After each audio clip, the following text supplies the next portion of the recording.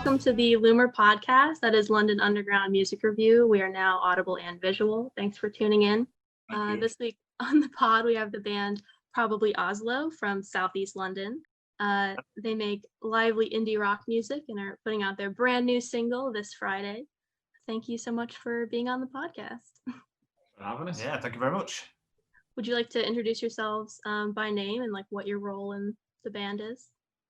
Yeah, sure. My name is Alex. I sing, I play guitar, I attempt to play keyboards, still in the process of learning, not very good at them yet. Yeah, I'm Danny. I play guitar and a bit of singing as well. So would you like to tell us about the new song? Is it a teaser for like a bigger project, or is it just kind of a standalone release? It is, yeah, it's a standalone release. It's a bit of a weird one. I guess it was supposed to be something that would perhaps link into a larger project. We had it recorded and, well, we had it written ages ago. We've been, I guess, kind of touring it and playing it live for what feels like a very, very long time. And it's always had a really positive reception. It's always been a song that's felt, I guess, quite close to us. I've definitely had it in the past where you spend like days recording stuff and you go over it so many times and you hear it mixed so many different ways. And by the end of the session, by the end of the process, when you come to release, you listen back to it and you're just kind of dead to it. You don't really feel much. But I think with something like Meridian Lines, we left it for a long time, and I perhaps thought I would have the same feeling when I listen back to it. I'm so done with this. Listen back to it, and it's, I don't know, feel like it kind of excites me again, sets me on fire a little bit. You know, this is proof of concept. We know what we're doing here, and this sounds really, really nice, and I'm very, very proud of it. You know. It feels like we recorded it in a different world, you know, like prior to pre-March, we recorded it in February, I think. And it feels like we recorded that I feel like a different person from then, like some of the things that have been on. Years ago. It feels like another lifetime, and it's like, I went back to the studio just to finish off the mix with the producer we worked with. And I remember when we went back and we played it, it took me right back to the sessions and all the different things, because Alex was like a madman, he was playing everything. So I think like I played guitar, a little bit of singing, Aaron did drums, Callum did his bass, Alex played about fucking 40 instruments. It sounds like some sort of, it's like Brian Wilson he was going about with different. I wasn't sure if Alex was going absolutely mental though, as he was running about with all these different things and fucking keyboards and like, is he taking drugs or something? Just try picking up anything in the room, picking up shakers. What about this? Does this sound good? Or is this one? Behind the piano. What about this shells one? And all that. Like, we're grateful to be able to have experiences like that and to make music like that and to have something to take away, like something tangible, like having a recording that will always be there is a nice feeling. Yeah, absolutely. And we got it recorded, and then the world went into lockdown. We had all these shows booked and this tour booked around it, and I guess these kind of grand aspirations and all these plans for how we're going to release and tour this song, and it all kind of just melted away. So I guess we were kicking the can down the road for a while of, you know, what do we do to release this song? How are other people releasing music? What's the playbook here when, as a band that primarily relies on going out and playing shows, we can't really play shows. So eventually we just come to the conclusion of we don't need to play it live. We can just release it out there. We have this song, get it out there, let it live, let it do its thing instead of just sitting on it. Yeah. I actually saw you guys live in February. Right. That's no way. Nice one. Who was that? The Finsbury pub. Oh, aye, okay. That was a fun one. Pretending I can remember which one it was. Yeah. Remember that one? The Lost in the Manor night. The what? The one you were meant to get paid for and you forgot. Oh, yeah. No, I do remember, yeah. I was perhaps a little bit drunk. Alex was meant to get the money that night and he got really drunk and forgot about it. Yeah. Building up interest there. Yeah. I'm not normally in charge of money. I normally can't be trusted to collect money at the end of the night. It's really, really not my wheelhouse. It's not something that I should be. Yeah.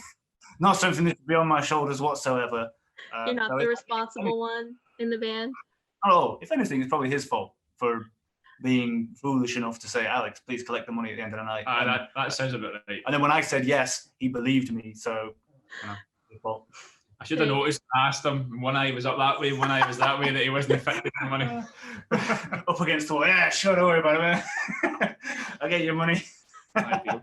It's on your tab. Was that the last show you guys played?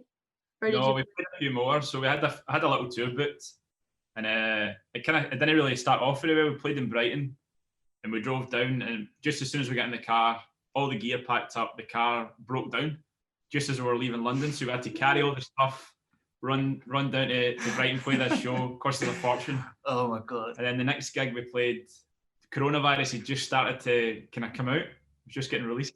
And it was getting like... Well, Wuhan had just dropped the coronavirus mixtape and it was really taking off.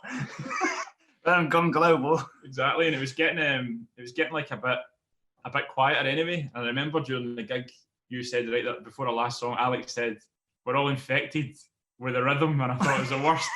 Things can't get any worse from that. And then it was a global pandemic, and our whole tour was cancelled. Everything was cancelled. So, fucking hell, I forgot I'd said that. I can't believe you said that. Yeah. Okay, that Brighton gig. So yeah, we got to Forest Hill in London, which is like we were kind of on our way out, going further south. Car breaks down. We had to run. We just like ditched this car in a car park, and we ran down to Forest Hill Station. I remember like I was lagging behind. I'm not very healthy. I'm not a good runner at all. Very bad. Danny and Callum were like gunning it onto this train. They ran through the turnstiles. As we kind of like run into the station, this train is pulled up. These two like dive onto it. I run up to the barrier. I'm like fumbling with my card. I think I put my Oyster card in, and we've gone so far out that we're in like zone 3 and I only have a zone 2 card. So it's like my card's not working. And I'm screaming at the guy who's working at the station. I'm like, dude, please let me through. I need to go on this train. I have like 3 guitars and like drum stuff on my back. I just see the door close, and like him and Callum's faces at the window, and like they disappear off, and I'm like fucking stranded. Surviving with the fittest. It is. It was a shocking performance, to be fair. Absolutely disgraceful. It was rough. I think we turned up like maybe 20 minutes, half an hour before we went on. Like, You made it. We made it. We did make it. To our credit, we made it. I stood on my own on this commuter train down to Brighton for like an hour and a half. My phone had died. Nobody's there with me, all my fucking equipment. I'm like trying to keep an eye on everything. I think I had stashed a packet of bourbons in my guitar case, so I was just sat eating a packet of bourbons on the train, thinking, "What the fuck am I doing?" Oh my God. That's a long-winded story of what's the story of the song. Aye. what's the usual procedure for making a probably Oslo tune? Look, I think I guess it's probably changed recently. Obviously, I don't want to bang on about coronavirus all the time, but I guess before we were Pretty relevant, so it's okay. kind of unavoidable, really, isn't it? We were live focused before this all happened, and I think the way we were kind of writing songs and writing sets and practicing and getting in a room together was all focused around how do we bring this in front of people and how do we communicate this in a live setting. Now, when we're writing newer material, it is, I guess, as you see us here, in this studio, in this room, kind of chipping away at songs, coming in with ideas. I guess it's, formed out of necessity, but ultimately I think it's really, really kind of helped us form the ideas of what the new music is going to be. There's a chance to like slow down. There's a chance to be more considerate about things. There's more time to let things breathe and let things live on their own outside of other people experiencing them. It's perhaps a more selfish way of writing it, but I, for one, I kind of prefer it this way. I think we were really we did singles and then we did the tours in the back of it. I mean, we always maybe pushed ourselves a wee bit further than we should have. We went to like Holland for a tour. We thought we were going to break even and we didn't. We ended up staying in a really expensive hotel. like a real band. There was a hot tub on the roof. There was a hot tub on the roof. It was great. Wow. We stayed for like 4 nighs or something like that. Yeah, it's good.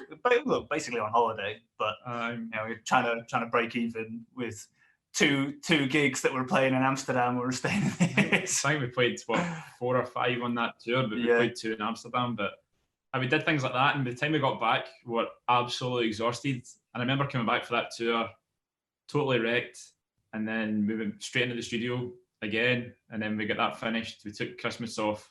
we did probably the show that you saw us at. We did those shows, and then we did this single, and then the world ended. And then it was probably actually in some ways a bit of a nice breather because we'd just been working so hard. Yeah, I think from like when we started the band, like what, 2018. From when we started, it's been pretty much like it's been all go since then. We're definitely not taking a break in the way we have now, but I don't think we've really slowed down since then. It was like 2 or 3 nights a week. Yeah, for the best part of 2 years, and disasters that go with traveling, cars, and fucking all the rest of it. So yeah, I will lay claim. I think we are the unluckiest band ever.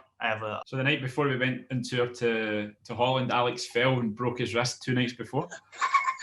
The guitar player, I broke my hand. There's pictures of me like we're on the ferry over there, and like stood by the car with my fucking cast. And then what else happened? The single release, we were going to go on. The first single release, we were just about to go on stage, and I go on and I turn my guitar pedal thing on, and everything just explodes. It's like 2 minutes before we're going on. Remember that? Yeah, it was like a very big show. It's like I feel like it was the point at which I'd started to feel like this is good. This is gaining momentum. People like this. There's something really cool here. And we got this show, and we're in this venue called Sister Midnight. It's a local venue. You know, became a bit of a haunt for us, and we've managed to like pack this place somehow. Just about to start, ready to go on. I'm like, I've done the vocal warm-ups like a maniac, and we're just like, we're ready to go. And Danny plugs his pedals in, and all the lights go out. Oh, fuck. No, but in the entire place? No, just on my pedal thing, and I use a lot of effects, so it wasn't possible to do the show without it. So I had to try and rewire things, and I was dying, and eventually got it working, but then I was like shaking. So I was sitting for the guitar, and I was pure nervous. And then after that started like a series of mishaps. Like I had to spend like £300 to fix that. We went to Scotland, we played in Glasgow, first song, and I'm obviously from Scotland, so all my friends were there, and my family and stuff. First song, my guitar lead stops working. It's coming in and out. He's playing the guitar looking at me. Oh, it was a nightmare. Hey, you know what? It leads to some great stories, though. So at least you've got that. Look, silver linings, eh? True. Yeah. How did the band come about? Like, how did you all meet each other and decide to make probably Oslo? I just moved to London, and then I was living in Amsterdam before, and I moved over, and I was keen to start another band. I had some songs, and then I went on this sort of music forum, and then I met some really strange people. And then one of the ones that were cool, like, so I actually met some really nice people out of it, but there was a few freak shows that sent me these messages. Oh my God, no way, I'm not even going to meet them. But then Alex was one of the freak shows, and I thought I'll meet up with this guy. Me too. I met some lunatics as well, and I got stuck with one of them quite permanently. Too easy. We started like that day. We started like we put the first set together really quickly. It was half Alex songs and half mine. Then we started sort of writing more together. But that first day was in North London, and Alex said he was working in a studio, and we were sort of playing a bit of music. We had a few beers, getting to know each other, and I'm thinking this is pretty cool. And then he's like, "Do you want to go down to this studio I'm working at?" And I was like, "All right, yeah, it sounds good. Let's go." And we get kind of geek like that anyway. But it was Abbey Road, and he hadn't told me, so we went to Abbey Road, and then we were in Abbey Road playing all the Beatles gear and stuff like that. It was amazing. You were playing on that piano, and there's this piano that has there's like cigarette burns on it from either Lennon or McCartney when he would sit and play this piano and smoking away. He'd just kind of stub his cigs out on the side of the piano and get going. Just I remember like Danny sat at the piano playing on it, and I was like, "Hey, guess whose that piano is?" It wasn't even a nice piano. Piano aficionado here, honestly, played like shit. I don't know what he was thinking of. Fucking John. Because, but it is a shit piano. We kind of started like that. Yeah, I guess it was fortuitous, really, because we both were really new to London. We both kind of just moved there. I had only been in London like a month or so. I just started that new job at the studio, and then I think you had only been there a couple of weeks, really. I think I was like 10 days, eh? Like 10 days, yeah. And so it was just felt like perfect timing, right time, right place, right two idiots together. And we sort of built the band from there. So we had Aaron joined in drums, and then we had a friend Nat played bass, but she moved back to New Zealand. So then our current bassist Callum, he joined, which seems like a lifetime ago now. Actually, It really does. When the hell that was, right before Hideaway, I think. And then Yeah, the four of us have been kind of going since then. Yeah. You touched on this a little bit, but how did you each get into music individually? Do you remember? Oh man. Do you want to go first? Do you want me to jump in? I think for me, I've just been playing guitar since I was like 7 or 8, and I'm 33 now, so I've always done music. And it's for a long. It feels like just part of us, and I've always played in bands since I was a teenager, and I did a lot of different solo things, and I've lived in different places, and I've always just did music wherever I went. And so it's pretty much never not done it. I don't think I ever won't. Like I'll ever have a life without music either, or without being in a band. Yeah, I think I'm on the same page there. I think it's very like habitual. Like I've been making music for ever, like for as long as I can remember. It has always just been part of life. And I guess as I said before, high up on my priority list for when I moved to London was find a group of guys to start playing music with. That's kind of always been my MO. I guess I've always found people to make music with, and based a lot of my kind of social interactions around, being in bands and doing gigs and doing band practices and hanging out with people in the band. It's always been a huge part. It's hard though. It's hard to meet the right people. So Alex and I write most of the music together, and there's a real chemistry there, and it's really, really unique to have that. Yeah. Like I've maybe only ever had it with, not even as much as this, but with maybe one other person I'd be able to write with, but we write really quickly together and really complementary, I think. Yeah, it's an unusual thing to come across. I think what we have here is we write in a similar style and feel like there's something quite instinctual about how we approach a song together. Yeah, I think that's that chemistry is pretty rare. It just seemed to just to work really nicely, and it made all the difficulties of moving to London worth it in a way. Absolutely. To have that, because it's really strange. And to find that 10 days in too. Yeah, it was pretty cool, wasn't it? Went quick, no messing about. Yeah, bit of a sign that you made the right choice, eh? Aye, that was cool. Do either of you remember one of your first like albums that you bought, or first live performances that you went to go see? Ooh, I remember one of the first gigs that I went to see. I remember seeing, like, my parents took me to see Eric Clapton on the Slow Hand tour. I was really young when I went to see that. I remember my dad took me to see The Who as well in Hull. That was, I think I had a fairly, I don't know, there was a decent like rock pedigree to my music taste. I remember, like, when I was young, listening to my dad's old CDs of like Blue Oyster Cult, classic band. Thin Lizzy, a lot of like AC/DC and stuff like that. My dad was like big into this kind of, I guess it's dad rock music now, this kind of like classic rock stuff, and I started listening to it, and just something like flicked in my head. I'd gone from, I guess when I was very young, listening to like the pop stuff that you kind of get on the radio, and I think I was really into this band called Five. It was a boy band that I definitely remember going and seeing with my sister and my mum at some point. We definitely saw them live. Five That's live. Wild. It was, I must have been very, very young. I know, your sister into that. Yeah, look, in my defense, I must have been very, very young. But either way, was getting funneled all this manufactured pop shite, and then suddenly you hear like guitars, electric guitars, AC/DC, and little 8-year-old Alex Ruster says, "Shit, something cool is going on here." Best album. I do actually remember buying an REM album. Cool. That is pretty cool. I can't remember which one it is, but I definitely remember buying like an REM record when I was quite young. What was yours? Yours is going to be something really cool as well, isn't it? I got like, I was really into Oasis, right? When I was really young, my dad loved Oasis. So I'm pretty old. So this was like 97 when their second album came out, and then they were releasing the master plan, and I was like, I kind of want that, Dad. And he's like, nah, it's B-sides, it'll be absolutely shite, don't bother. So I bought that Corner Shop album with Brimful of Ash on it, right? Thought it was going to be absolutely great, but I hated it at the time. And my dad went out and bought me the Oasis, the master plan, as to say sorry for his bad reputation. And that's one of my favourite albums, though. Yeah.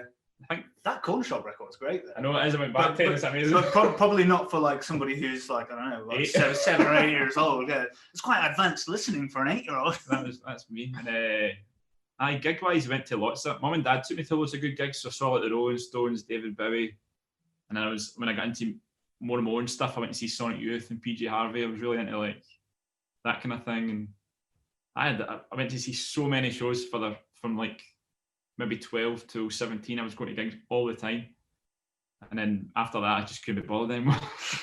Thought I got old before my time. Okay, so I just have some Ask Reddit questions. They're sort of sillier. Okay. Nice one. So you can now jump into paintings or pictures in real life and explore that world.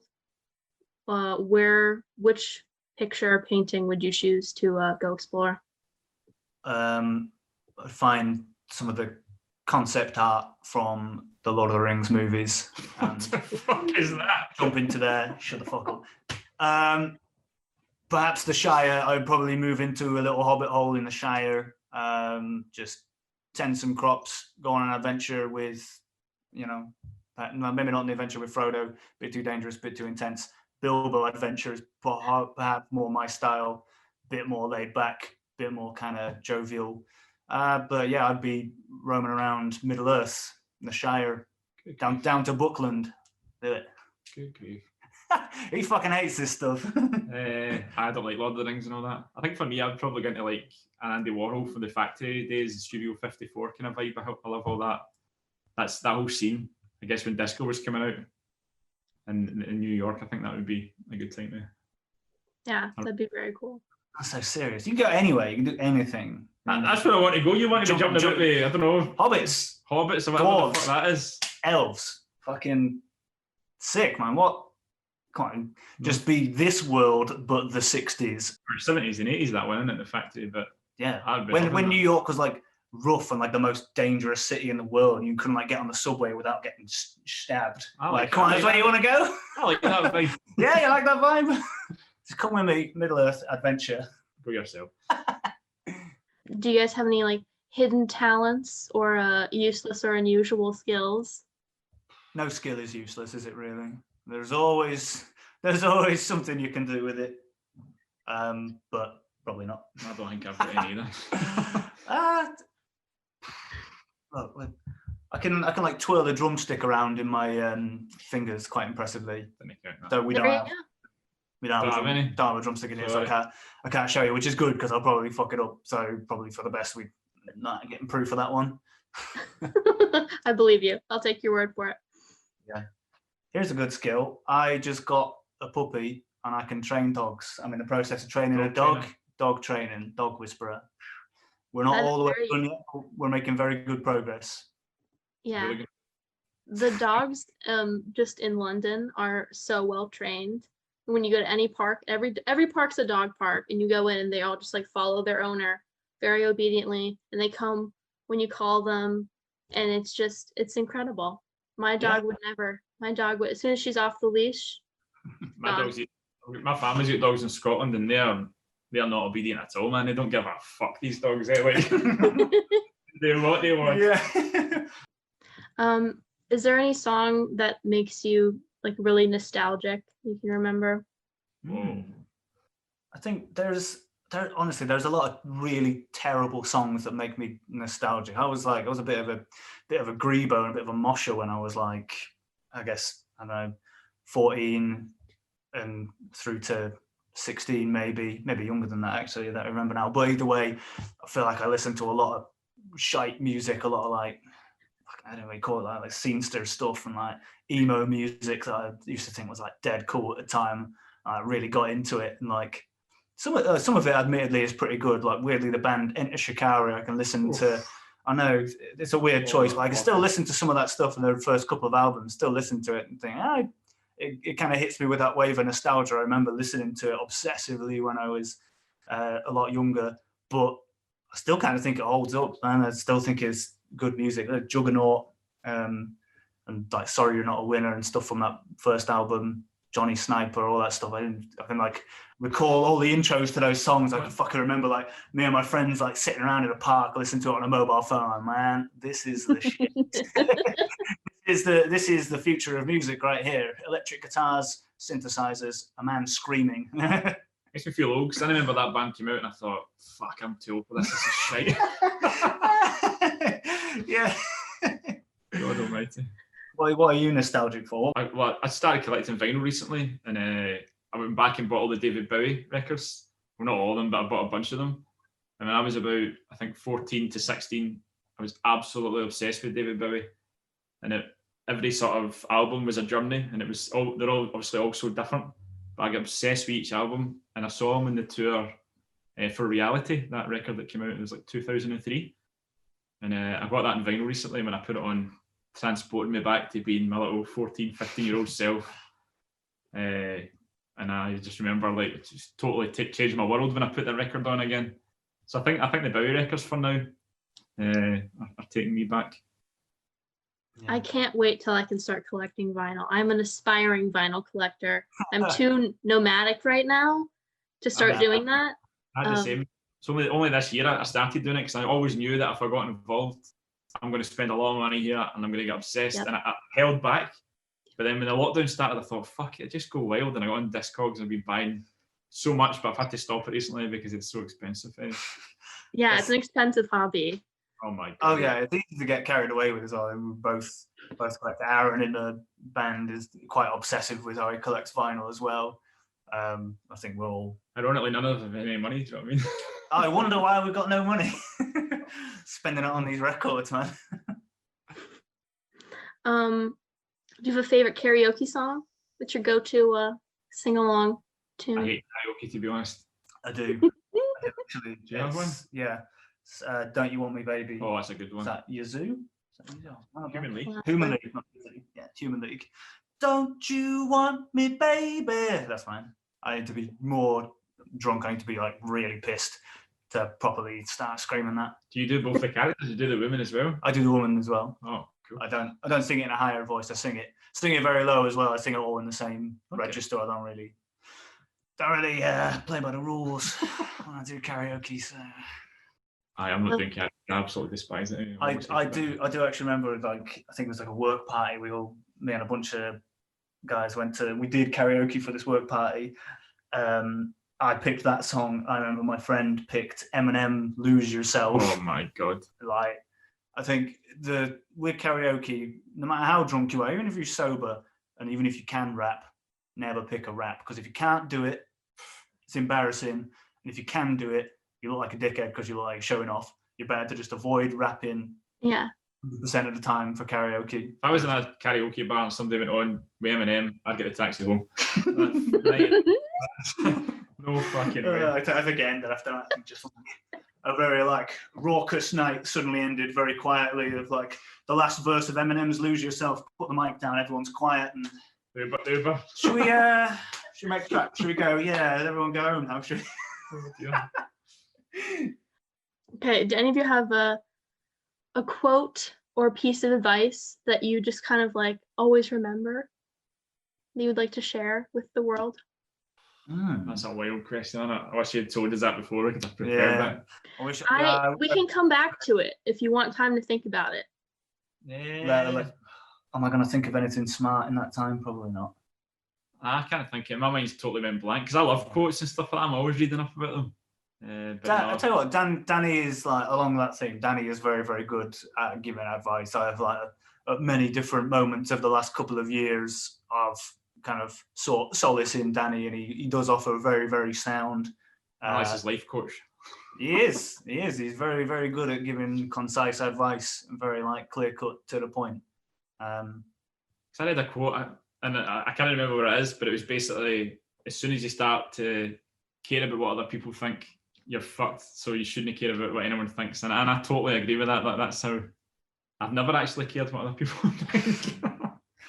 It's always been I wish I had that confidence. That's something I've only like developed recently, is that ability to actually not really care what the people think of it. That is a recent development for me, I think. I have to like consciously try not to care what people think, you know? It's not automatic. I'll tell you. This guy's going to help you. Look, honestly, like it's the best thing you can ever do for yourself is start to instill that lesson and teach yourself like nobody's looking at you, nobody fucking cares, because you feel a million tons lighter, you know? Yeah. So you guys haven't made a music video, have you? No. Okay, I didn't think so. I like try to do some research and just make sure I didn't miss anything. Like faces to be committing to a film. These are faces for the radio, not for This is the most that people are generally seeing of us here. those poor people. Just static. Do you guys have any ideas if you were to make one someday? Is there any ideas you've had for what it would look like? I tell you what, if you're looking for good ideas, you come to the wrong two people. Not joking. We did have an idea for it. We worked with an artist called Jamie Tilley. He does our artwork. Mhm. We collaborated with him and some of we kind of created these photography sets for the last two singles. Yeah. One of Jamie's pieces of art is the cover for Meridian Lines, actually. Yeah. So we had some ideas about working with Jamie for this song, but this was prior to lockdown. But I find it really hard to get engaged in a music video now. So it would have to be some sort of artistic piece rather than just a band doing their thing, because I think, Yeah. who cares now? You know what I mean? Like, Yeah, absolutely. Yeah, I mean, if people go through our artwork and all the stuff that we've kind of released is artwork that's done by our friend Jamie. He's an outstanding photographer. He's a brilliant kind of creative and artistic mind. So I think when we come to suss out visuals for a release and for like a stage of the band, for press shots, whatever it is, we go to Jamie. He's the first port of call. We bounce ideas off him. From Meridian Lines, I guess the concept of the artwork was we had this tune kind of buried almost for a while, and we didn't know what to do with it. So we had said to Jamie, like, do you have any pictures that you've taken that you haven't been able to release yet? Like, do you have some artwork that the story to that artwork matches the story to our song? And like, sent us all these amazing pictures, I think from Cornwall, that he had taken on film, and I guess we kind of went through and we did some graphic design and we turned them into the covers. The one that we went with that Jamie took really fits the song in my mind. Yeah, and it kind of gives the song quite a British flavour, whereas before it, in my mind, it's, as I said, it sounded kind of Beach Boys, kind of Californian in a weird way, but this gave it this really British edge. Yeah, absolutely. There's something like grounding to it, of like there is definitely kind of like a beachy kind of feel to the song. It is very summery, and I think matching it up with that artwork, and the artwork almost feels quite cold, and it is, as you say, it's like so unmistakably English and British. It just like, it feels like it almost like changes the way you interpret the song, almost changes the way you hear it. It turns it from what would on the face of it be like a summery kind of light song that almost suggests something almost a little bit darker in there. I think that's kind of the brilliance of you find somebody to work with on visuals for a music project, somebody who kind of gets what you're doing, and somebody who in their own right is an exceptional artist. It can totally change the game for you. Absolutely. So if you were to do a music video, it would be like imagery, not you guys. It would be like visual. Yeah, to be honest, but Gotta be in there at some point. I hate getting my picture taken and stuff like that. I go into some sort of statue mode and I look like a dead body. I like standing out. Danny is so weird when we do photo shoots, honestly. Like, this is the first day of standing lessons. Where do I put my fucking hands? Okay, and Danny, sit like you normally do. Okay, sure. Is this fine, guys? And this is how I always sit down. I don't know what happens. Like, my body goes really rigid, and all of a sudden I'm like, so you put a camera in. Danny, do a pose. Where do I put my hands? It's horrible. I despise it, so I can only imagine that making a video would be probably 20 times worse than the pictures. Yeah. I've done music videos in the past that are like performance music videos, and they are so weird. I'm sure people have complained to you before in the past about how unusual they are, and like there's an awkward choreography that goes along with it. It becomes more complicated than what you think it would be. The more you dig into it, the more complicated it gets. I remember doing a music video. It is out there on the internet somewhere. We rented out like a basement of this pub because we wanted like totally dark performance video, but with like with a huge like light show kind of carrying the entire visuals. And there was like no ventilation in this pub. It was like the hottest day of the year. I remember, you can see it on this video. I am literally like drenched head to toe in sweat. I think the bassist of the band, he was so stressed out that his girlfriend rang him up. He was so fucking hot, so stressed out. His girlfriend rang him up and he broke up with her on the spot, man. He dumped his girlfriend because he was so fucking stressed out with the heat and sweat. He couldn't hack it. Did they dump her live on the video? It's not on film. It's not on film. Amazing. It's not on film, but I remember like we're taking a break from filming. We kind of walk outside and like all the boys in the band are all just like fucking sat around this pub and like it's almost like walking out onto like a battlefield hospital of like what the fuck has happened here? And we're like, oh, it's not good, mate. Josh has broken up with his girlfriend. So we're never doing a music video. Yeah. Well, the first band I ever interviewed from Northern Ireland, they're like an online sort of band. They don't live in the same place. So the first music video they made was they played a gig in London and they just had somebody film it. And then they kind of filmed like throughout the weekend of just like their time in London and chopped it together and edited it. And it turned out really good. What are they called? We Are the Trees. Okay. From Northern Ireland. They Like play that, like man. indie emo rock music. They're good. All right. Okay. That's a cool idea. The non-music video, music video. Exactly. Yeah. That's what we need. We need like Less pressure than a very staged and choreographed thing. So it's more natural. We need like the found footage, like just Exactly. archive that was walking around a city playing a gig. That's the kind of thing we need to do. Well, Easier. That probably exists. Easier. Nobody getting sweaty. Nobody getting stressed out. Come on. Yeah. Perfect. Do you have a favorite place that you've played a live show before? Could be a city or a venue in particular that you like? Yeah, I think we've done a couple of gigs at this venue in Amsterdam called Sinatol. Admittedly, it's one of the only places I've played in Amsterdam, so I don't have a very good gauge of what all the venues are like. But I feel like we've always had really, really good shows there, and there's always for me been the excitement of like, oh, playing in another city, in another country. Yeah. There's a big kind of a show around it, and I know Danny and myself to a certain extent, but mainly Danny, put in a shitload of effort to put on, I guess, both the gigs that we had done there, and they had kind of formed centerpieces of these tours that we had done over in Europe. So, and they were always the culmination of what felt like a lot of hard work in recording and releasing and getting out and touring and breaking my hand and slogging through like 4 or 5 gigs with a broken hand, and then getting on stage on Amsterdam and Sinatol, and we had like a backup guitarist, Danny's friend, who came in and played guitar for me. He learned all the songs like 2 days before. Fucking miracle, man. Legend. He learned like all our songs like 2 days and has come on stage and played them all for me. I could stand there and like nurse my broken arm and So you're just singing with a broken arm? You did a little bit of guitar as well, didn't you? I did a little bit. It's kind of tricky because I couldn't really move my wrist. I was very like, it was all up. There's videos of me on our Instagram. Definitely, like you can see me. It's very Kurt Cobain guitar playing. I'm definitely like, looks like I'm starting a lawnmower up. Oh my god. Okay, in 7th grade, I used to play soccer, football, and I played on a co-ed team, and I got pushed over by one of the taller guys, and I broke one wrist and fractured the other. So for the entire like rest of the year, I had to have a cast and then a brace, just walking around. That's horrendous. And I ironically, it was the year that they taught you typing, so I got an incomplete in typing class because I couldn't. Are you bad at typing? Are you bad at typing because of that?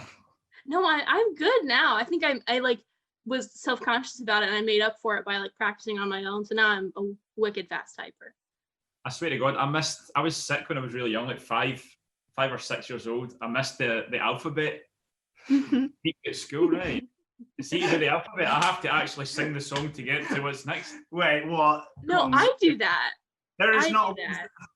I have to go through. I have to think about it because I don't know what one's coming up next because I missed that week. And I write for a living. That is my job. In Scotland, is there a week where you do the alphabet and that's it? You get one chance. So I definitely miss some key classes. Honestly, if you miss it, you're fucking.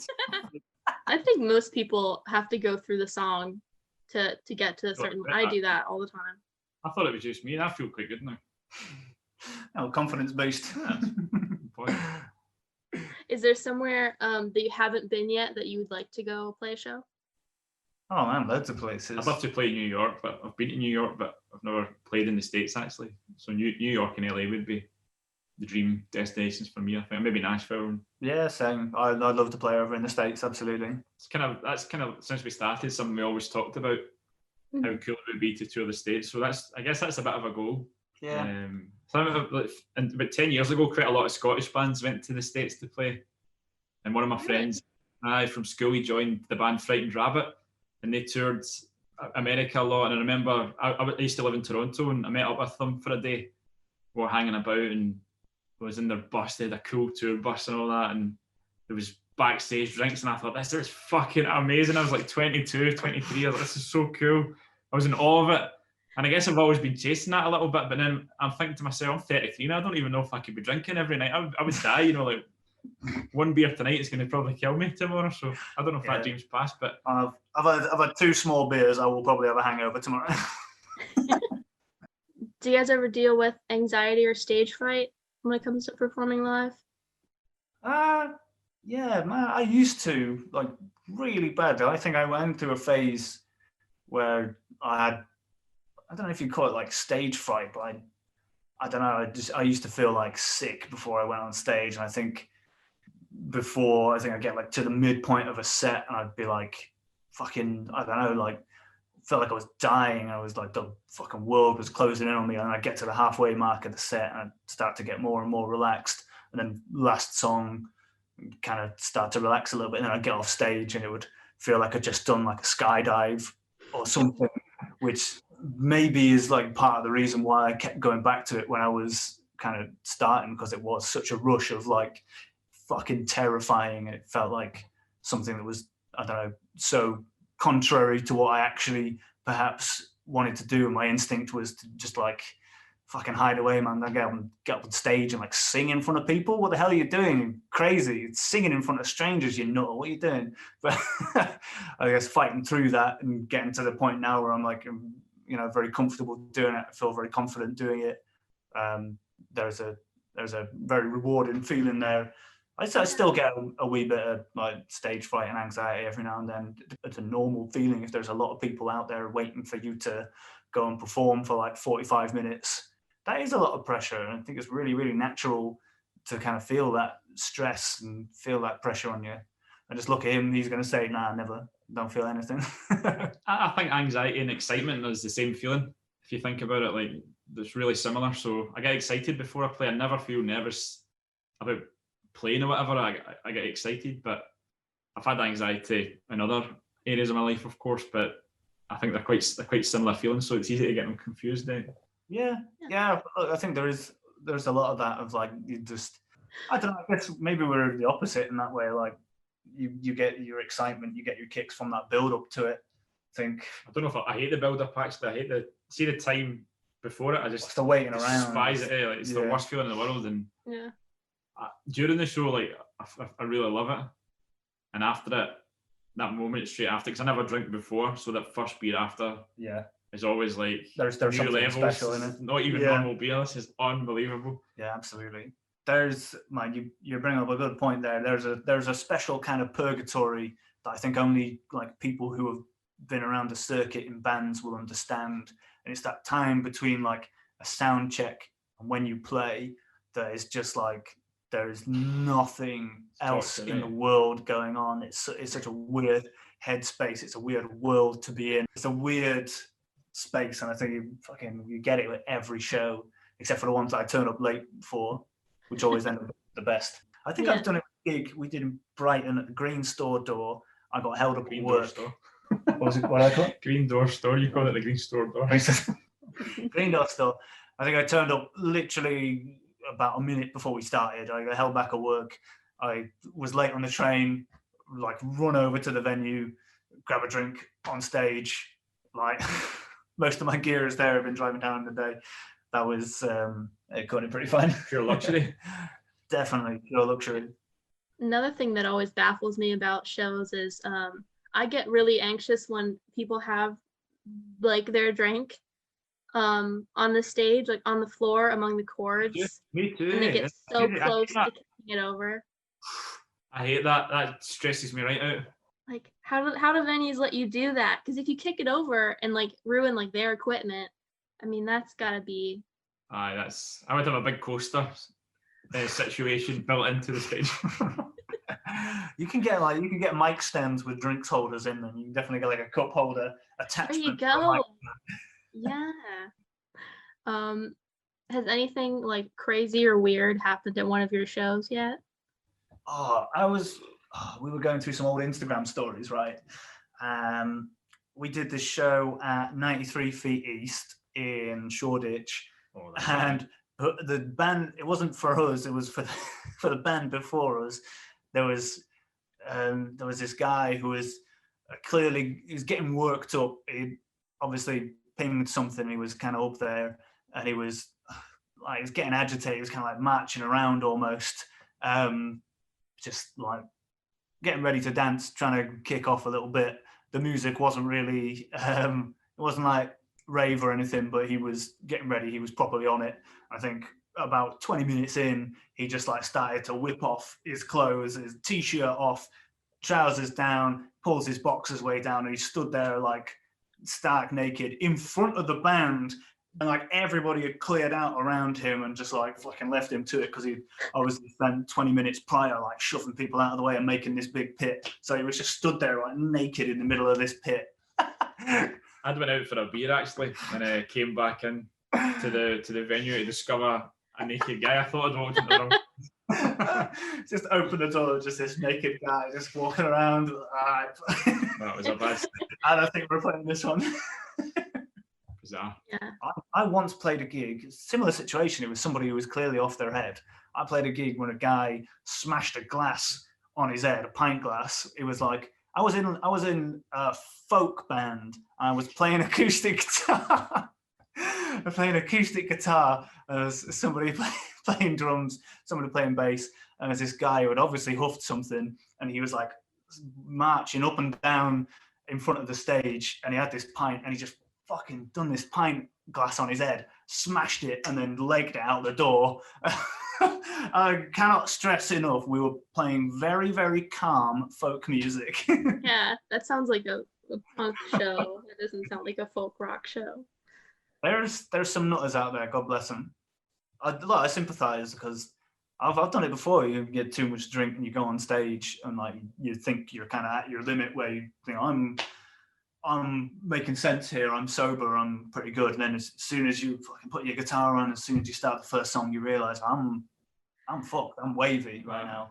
We did a gig in Edinburgh. Wow. I was talking about Spotify algorithms for like minutes on my own, like no music playing. I was just stood there talking about how the Spotify playlist and algorithm works and how we needed people. You wouldn't stop it. It went on. The worst thing was we'd went to Scotland to do 2 shows. We played Glasgow, I think the Thursday night or something, and it was really busy and it was a good show. Then we stayed in Glasgow, went up and played in Edinburgh. And I've never really played so much in Edinburgh. This venue there was about 5 people there. It was empty. It was embarrassing actually. And we started playing. Alex is absolutely leathered before it. Playing this set to nobody. The bartenders are kind of looking at us.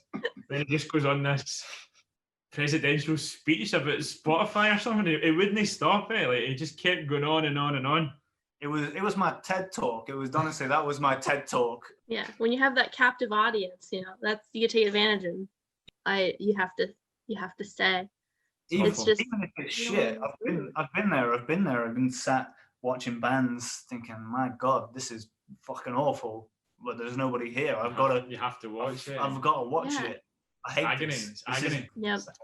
You have to be the good person and support them. Be the crowd you would want to have at your gig. Yeah, totally. And sympathetic and attentive and judgmental. Judgmental, but quietly, not verbally. Silently judgmental. Yeah.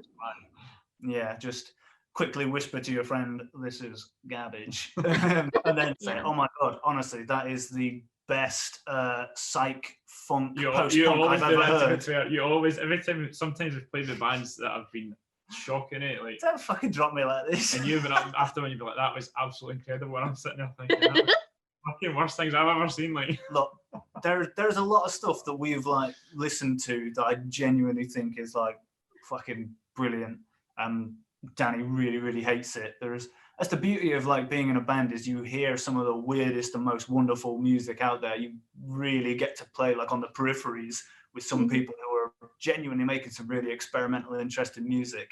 Some of it doesn't hit home, but you've got to admire the goal they're trying, for sure.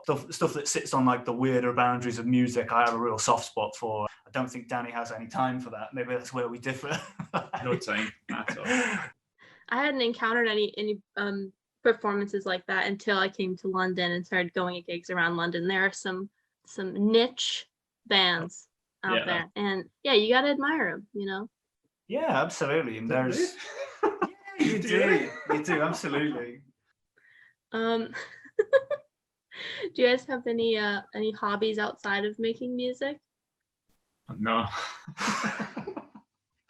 That is the worst fucking answer you can get. I don't have any. You got any hobbies? No. Just music. Next question. Well, a lot of my like bandwidth is taken up with like thinking about music. But obviously I told you about the dog. Most recent hobby, cleaning up dog wee off the kitchen floor. That's my most recent hobby. Lovely. House training a puppy. Okay, well, that was kind of all my questions. Is there anything I didn't ask about that you wish I had asked about? No, it's just thanks so much for having us and for helping promote the single. I'm excited for it to come out. Was there anything else you wanted to promote other than the single coming out this Friday? Nah, no shows sadly, but we'll be back soon. Check that single out and that's it. Yeah, absolutely. Take a listen to the new music. There's a lot of stuff coming on the horizon. Just hang tight. And when the world reopens, we'll be gigging again and everything will be back to normal, eh? Yeah, I can't wait. Cool. You take care. See you later. See ya.